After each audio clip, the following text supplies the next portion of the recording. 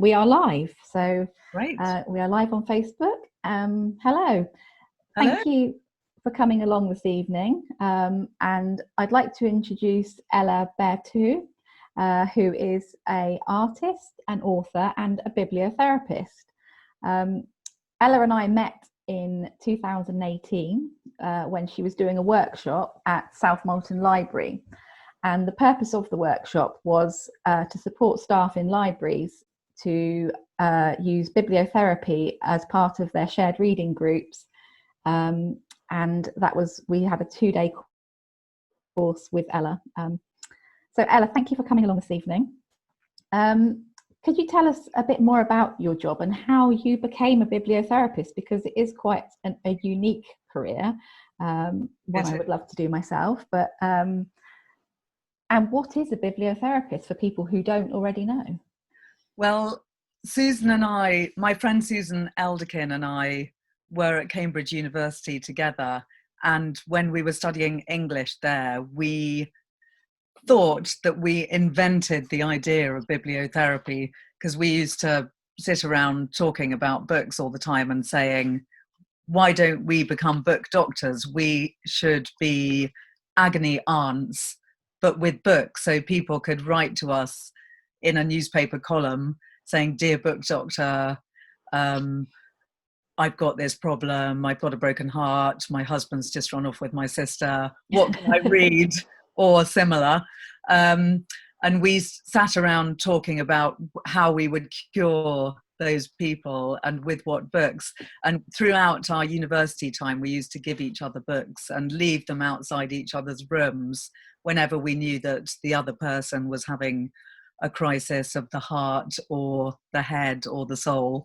And so we started a kind of mini book doctor convention between ourselves.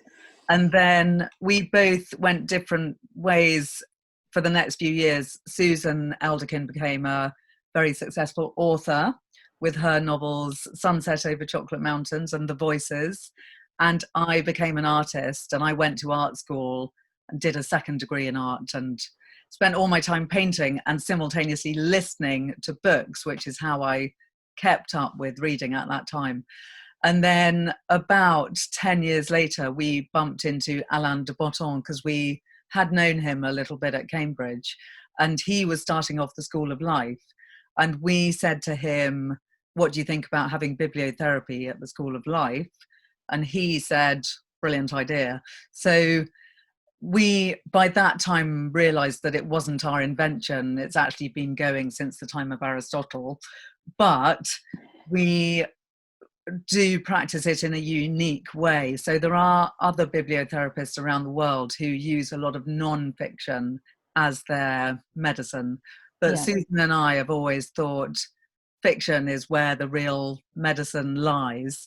And so we've always given doses of fiction rather than non-fiction. And we don't give self-help books on the whole. We give almost always novels or short stories or poems. And we also talk about how you read, where you read, and what you read. So just to answer the second half of the question, sorry, because there's lots to say about it. The way we do it is people come to us, they find us through the School of Life. We send them a questionnaire, which is all about their reading habits, what they read, where they read, how they read, and what's happening in their lives. They send us back the questionnaire with as much detail as they like, and then we meet them. Nowadays, it's always virtually, but in pre-COVID times, we'd meet in person if we could at the School of Life. But we've actually always done a lot of our sessions on Skype or FaceTime or whatever. Yeah, I guess it sort of lends itself to it more than... Yeah, so in fact, it hasn't been a massive change for us. And also we see a lot of people all around the world in Australia, New York, really? Yeah. Singapore, Japan. So we do have a very global reach because the School of Life has quite a massive presence around the world. And so we have our session, and then we send a prescription of 6 books, which will hopefully be the 6 ideal books for you to read at this time. And it's not just a list of books, it's also reasons for why we're giving those books. So it's a very tailored experience. So your books, I'm going to pick up your book now, because this is how I first found Ella, which was, I was given this book by my now husband for Christmas, which is called The Novel Cure. And Fantastic gift. It's a great gift. And actually, if you look inside, signed by the author. So lovely. So this was your first book, wasn't it, with Susan? And did you want to say a little about it? Because it's a great book. So if we open it up inside, you can see it's basically A to Z of ailments. What have we got here? The aging, horror of. I like that one, to open that one. So it's a really great book, and it's one of those ones that you can dip in and out of. So I've got a slightly different edition, which is kind of the newer one. The newer one. And so it's subtitled An A to Z of Literary Remedies. And the idea is that you can look up any ailment, from hangover to searching for happiness to having a Monday morning feeling to retirement, vanity, vegetarianism, etc. So we've also got carnivorousness as an ailment, by the way. Oh, really? So it's a mixture of fun and serious ailments, and then each ailment has a cure in the form of a novel. And we sometimes have 2 or 3 novels for a particular issue if it's a more serious issue, such as depression or loneliness. And then some of the cures are highly specific, and you just have 1 book per cure. So for instance, determinedly chasing after a woman even though she's a nun is an ailment. And that is the cure for that is a novel by Michael Ondaatje, in which that ailment very clearly is enacted. So some of the ailments you can really see were led by the novel. So the novel was a very obvious cure for that particular issue. And some are much more kind of obvious universal ailments, such as heartache or missing someone, etc. So that was our first book, and that took a lot of work. And it's huge. I mean, it must have. I mean, just the size of it. I mean, it's a real whopper. I mean, I guess having to do a book that's from an A to Z already is is quite a big thing. But and the detail as well. It's not just a one-liner, is it? It's, some are sort of a couple of pages. Yeah, exactly. No, it was a lot of work. And also at the time we wrote it, Susan was living in America and I was living in Sussex. So we had the time difference to contend with, and we only had an hour a day when we could talk to each other, because we both had kids at school and commitments going on. So it was quite hectic and intense. And then we did the story cure afterwards, which is the same idea, but for children. And that's subtitled An A to Z of Books to Keep Kids Happy, Healthy and Wise. And so that is very much the same kind of idea. This one's illustrated. That was beautiful, the illustrations. I've got one of those at work. I haven't got it here. So. Oh, good. Yeah. So, and that's all about issues that children have. And it goes from kids age 0 up to 18. So it's young adult as well as very young children's books and chapter books and everything in between. So that was also an enormous amount of work. Yeah, absolutely. We kind of went into it thinking, oh, we know about children's books. We've got children, and we read millions of books when we were children. But then as we went along, we gradually realized there's so many amazing children's books that have been written in the last 10 years, let alone the last 30 years. So it was a lot of catching up, and it was also great fun and a lovely thing to do. So that was a big thing. With the novel cure, we actually cut 50,000 words from what we'd written. And I think we did have to cut about 50 to 60 of the ailments that we'd written. So did you write them together, or did you sort of do a chapter each, or did you sort of collaborate on each? it was very much a collaboration. So each one we would write our first draft, put it on a Google Doc that we shared, Yeah. and then the other person would come in and take an axe to it, That's or quite turn it upside down, or change it. So that was really good fun. We had a great time, and luckily we're really good friends and share the same sense of humor. So we worked very well as a team. That's good, because I think it could be quite, you'd have to be good friends to sort of doctor each other's work as such. Yes, absolutely. In your book, so that's your third book is this lovely little one. It's got the most beautiful cover. Yes, I love that. You say that the benefits of reading can be seen just not in terms of what you learn, but the impact on your mental health. And I think you touched on that in the School of Life, and obviously that is something that probably a lot of people do come to you for. Do you see the benefit? You obviously do see the benefits we see the benefits of what reading does for people in libraries, and you obviously see it firsthand in your job as well. Is there anything in particular that you think that reading really enhances in your life, or in your sort of clients' lives? Well, I think it has been proven, apparently, according to scientists, that just 6 minutes reading a day is as beneficial as 1 hour's meditation a day. Oh, really? Oh, wow. Yeah, exactly. So it does slow down your heart rate and your breathing. And there's something about the way that your eyes move across the page, the saccading across the page, the way your eyes sort of dance back and forth, which is actually soothing and calming in itself. And that's been shown by scientists who help people with post-traumatic stress disorder. So a lot of people that have been in the army use methods that are all about getting your eyes to saccade and go back and forth, and also to make your body kind of sense things from one side to another, which is the same idea as reading. So people with PTSD who read have a kind of benefit purely through the physical act of reading. So that's one thing which is interesting, because we always think all about the mental health benefits of what you're reading, and the message within the book and the empathy and everything, but actually just the physical act is important in itself. And I guess that's plus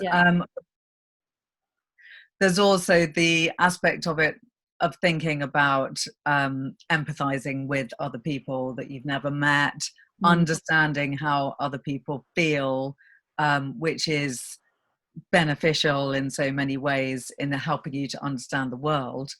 But there's also the fact that when you read a book which might have a similar situation to your own, you experience a catharsis. So going back to the Greek idea of watching tragedies and seeing something deeply shocking and powerful happening on stage, which is where the idea of bibliotherapy originally came from. Oh, right. That is now borne out in novels. So by reading a brilliant novel which you dive into and experience and feel what the characters are feeling and go through the emotions that they're undergoing, that gives you the chance to feel those feelings, but without actually having to go through the pain itself. So it just works on so many levels, whether you've gone through a traumatic experience yourself or not. And if you have, then kind of re-experiencing it through a fictional lens actually helps you to turn it on its head and see it in a different way. Yeah, so I guess, yeah, it's an interesting idea. And with the idea of the Greek catharsis, they actually often had theatres right next to their hospitals, because they perceived the mental well-being that you'd get from watching a brilliant play as being just as profound as the physical medicine that they might Wow. in a hospital. So they were very forward thinking. Yeah, definitely. Those Greeks, yeah. Yeah. Somebody's actually asked a question. Are there any books that can be bad for your mental health? Definitely. But it does tend to be very much a personal response to the book. And I can give a good example of that because me and my husband, who've been married for 20 years this year, Oh, congratulations.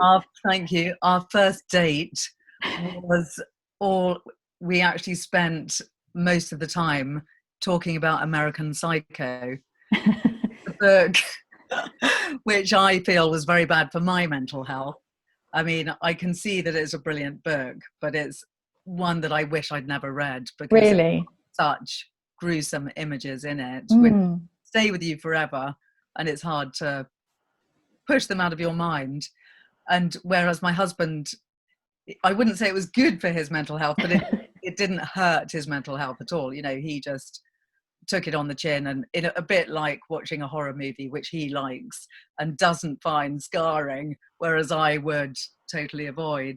So it really depends on the book. And another one a bit like that is The White Hotel by D.M. Thomas, which is very graphic, has horrific scenes of the Jews being persecuted by the Nazis. And it's an amazing book and beautifully written and fantastic literature, but it's also unbearable and gruesome. And again, I wish I'd never read it. But once again, my husband thought it was amazing. So it's very personal, isn't it, reading? Yeah. And I think that I remember when I was a teenager, I read The Rats by James Herbert, and I remember that. Do the same. I can't look at a rat now without sort of being squeamish. I mean, I did read horror for quite a while until I was pregnant with my first son, and I didn't read horror for years.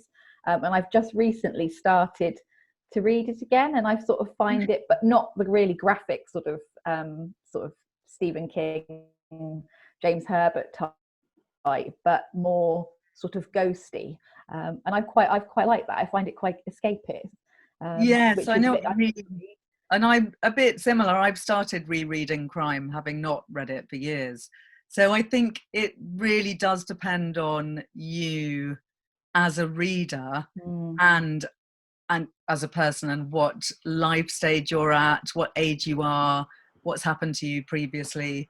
So I think some books, if you picked up when you were 15 and tried to read, like American Psycho, could be quite harmful to you, or even a book like The Bell Jar, although I did read that when I was about 16 and didn't do me any harm, but I thought it was brilliant. But it really depends on your state at the time. I think, so that's why, as bibliotherapists, we really value the experience of talking to someone for an hour, which is how long the session is, and that getting to know them really well in that hour, asking lots of probing questions all about their reading and their state of mind and what's happening in their lives, and then giving them their prescription based on that.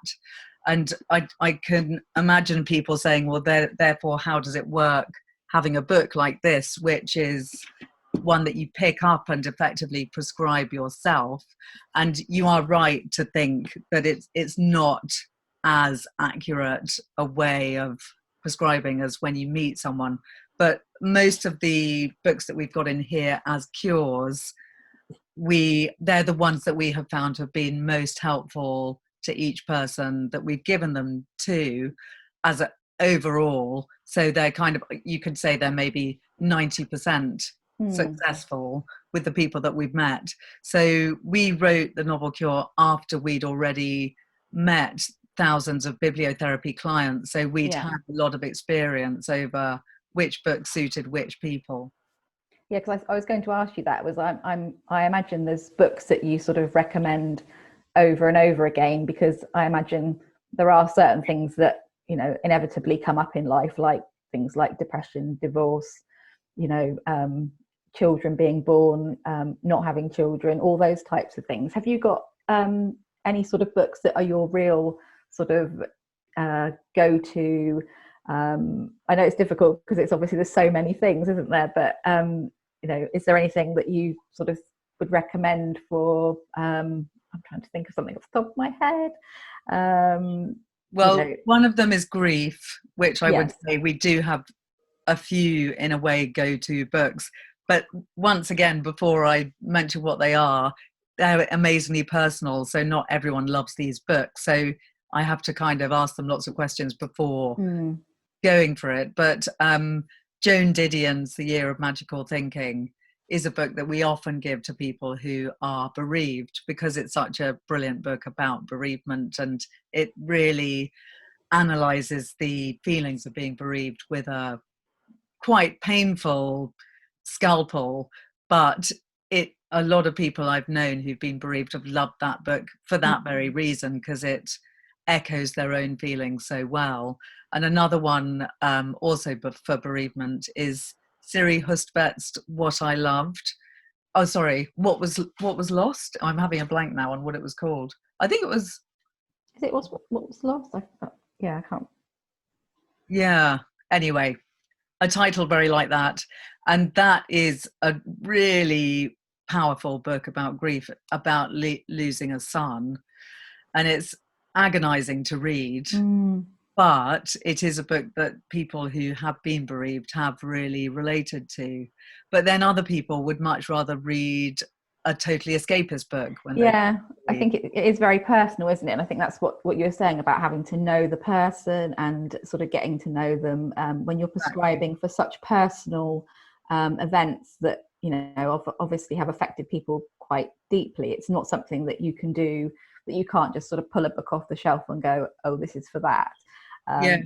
It's different than sort of recommending. You are prescribing, aren't you? You are bespoke service. Yeah. Another one that we recommend a lot is Bel Canto by Anne Patchett, which is a fantastic book on many levels. And it's one which we often give to people who are agonizing about their life choices, because it's a book where everything comes to a sort of really intense, dramatic head, which I won't reveal to people that haven't read it. The storyline is all about life and death choices, and is art more important than love or war, or vice versa? So it's a great book for making you think about, in a way, what you want to do next, and we prescribe that quite often. And one of my favorite books that I often prescribe to is Jitterbug Perfume by Tom Robbins. Do you know that? I think when I opened the book just now on that page, that was really weird. That's weird. Yeah, I think we've got that as a cure for horror of aging. That's it. Yeah. I just opened it, and I think you did mention it when we did the course about that one. I think I did. So that's a book that's incredibly optimistic and full of life and love. And it's also really good for people that do have a fear or horror of aging, because it's actually all about trying to remain immortal.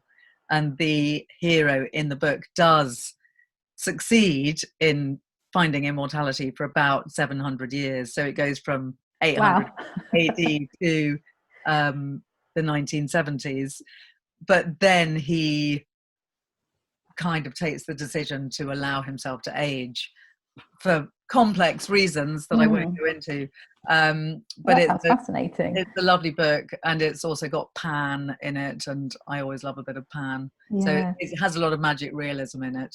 So it's not going to be for everyone, because not everyone likes magic realist books, and not everyone can kind of get into that kind of sense of humor. But it is a pretty much universally loved book, generally speaking. But yes, there's a lot that kind of we do find ourselves frequently prescribing to people, but it's always very much led by the client, because some clients are, you know, really into crime or sci-fi, or they only want to read literary fiction, or they really want to read historical fiction, etc. So can it be frustrating sometimes if you think that a book would benefit someone, but they're like, no, I really don't want to read that?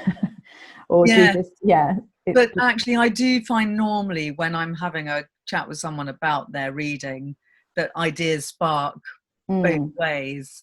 And so it's normally quite easy to kind of think, oh, this would be a great book.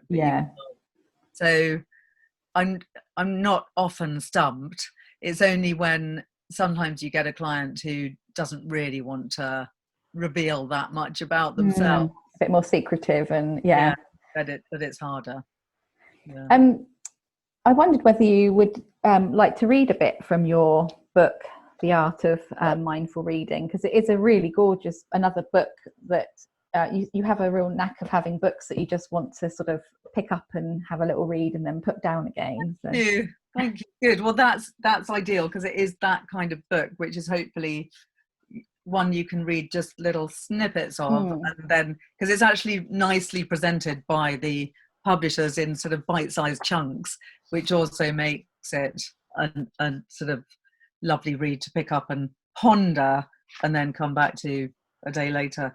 So I could read a bit from the beginning about understanding the world through reading. Sounds good. So, and it's not too long. As a bibliotherapist, I embrace and rely on reading. It's as important to me as food. My job involves looking at the entire person, their life, their tastes, their passions, desires, hopes, dreams, and any issues they may have. I then prescribe the ideal books for them to read right now, according to what is happening in their lives at the moment, what new paths they might be taking, or what major life events are happening to them. I aim to give the right books to the right people at the right time in their lives, and therefore I take reading as a pastime very seriously. Children learn empathy, moral codes, and social norms through the stories they read as tots. Then, when they're old enough, the stories they read to themselves, and then the books they read as teens. Our understanding of the world is shaped through our lives by reading newspapers, novels, biographies, non-fiction, and online. As a bibliotherapist, I believe that every novel you read shapes the person that you are, speaking to you on a deep, unconscious level, and altering your very nature with the ideas that it shows you. Reading mindfully, as I will show, can help you to reflect meaningfully on the texts that you read, whether they are fiction, newspapers, online journalism, poems, or non-fiction. Shall I stop there? Yeah. I'll just read this last paragraph, Okay. which maybe a taster for the next bit. If reading is your daily bread, then how best should it be consumed? And how should you read mindfully? Why will reading mindfully help you read better? That's what I'm going to explore in this book. So I then have 5 different chapters all about different ways of reading and ways of getting more out of your reading. I think I liked it. There's the bit in there that you can find out what type of reader you are, which I found really interesting. Which is hopefully quite helpful, because I think once you know if you're more of a visual or more of an auditory reader or more of a kinesthetic reader, then you can kind of alter the way that you read and the places that you read and even the time of day that you read. You touched on and earlier on that you listen to a lot of books, because I know I've heard a lot of when you've so Ella also does on a Wednesday night is through the Damien Barr Literary Salon, has been doing Facebook live sessions at 9 o'clock on a Wednesday night, and I often pop into those. And I know one of the questions you get asked a lot is, how do you find the time to read? And I know you listen to a lot of audiobooks. Is that still quite a big thing for you, the audiobooks, or do you find? Definitely. Yeah. I think if I didn't have audiobooks, I would be scuppered as a bibliotherapist, because I listen to them all the time when I'm doing all the household chores and cooking and driving and even walking the dog.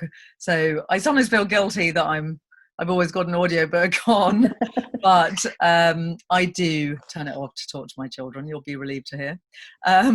But I also read in that reading nook behind me. That's lovely. I love that. Thank you. I love that too. And I really recommend to everyone to try and have some kind of reading nook, whether it's a lovely swinging hanging chair, or just a lovely chair in your sitting room, or a bower in your garden. It's great to have a place which is dedicated to reading. So I do know that when I go there, I can sit and just read, which is great. But probably at least 70% of my reading is actually audiobooks. And then I try to have the real physical book as well, that I can look at after I've been listening to it. And I quite often will go on and read the actual book. But I love audiobooks, and I think they're equally a valid way of reading. I agree. I do. Good. Yeah, I do. I can do them. I think it's just great when you can listen. I can do them while I'm working. I can have them on in the background. Sometimes I can, sometimes I can't. I guess I get distracted sometimes. If the book's really good and I'm trying to do something else, I can't focus on what I'm supposed to be doing, so I have to switch the book off. But I guess if you're doing things that are more sort of mundane, yes. you know, you can sort of go into that zone, and I love that. I love being read to. I think it's very therapeutic, and Me too. There's something really nice about it. I know you did. Again, another thing that you talked about in your workshops was was reading aloud to each other, as a sort of a couple or to your children, and that I know you found that was quite important to you. Absolutely. No, we love reading aloud to each other, and I think a lot of people tend to think that reading aloud is just for reading with kids, but actually reading as grown-ups is a really lovely thing to do. It's actually very romantic. It is quite an intimate thing to do, and also it's very giving, it's very generous, because if you are the reader, you're giving yourself, you're trying to entertain the other person and keep them awake and alert. And if you're the listener, you're giving your attention and your listening skills to the other person, and you ideally would go back and forth and each read 3 pages and hand it to the other person. So I really urge people to try that. And quite often people think, oh, I don't know if I want to read with a partner, it sounds a bit weird. I do meet lots of people that do it and love it, but then I also quite often meet people who feel a bit self-conscious, but then once they try it, they really love it and find a new way of having a nice evening together. And actually it's been particularly good for people during lockdown too, I think, when that sort of leads me nicely into you'd mention it about how you've had to adapt in lockdown, but you said that a lot of your clients you were already doing, and you've been doing the sessions with Damien on a Wednesday night. What you said this week, you've got one about gardening, so gardening in books. Gardening in literature is the theme. Yeah. So I'll be talking about, or gardens rather than gardening. Gardens.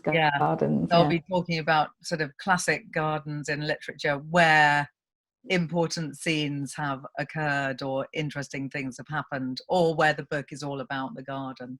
So tune in tomorrow night to hear more about that. Yeah, I will be. I normally pop in, and sometimes I pop in and out, but they're good, so you can, although my to be read pile gets bigger and bigger every time I listen to one, because I normally end up putting 1 or 2 on my list. So I know what you mean, and I'm sorry keep expanding it, but it's the same with me. Whenever I research them in advance, then it's quite often, ooh, that's a book that I read 20 years ago and now I can't find it, I'm gonna have to get it back or whatever. So my library is ever expanding as well. I know, you were saying earlier about your beautiful selection behind you, which is just a small selection of what you have, I imagine. And yes.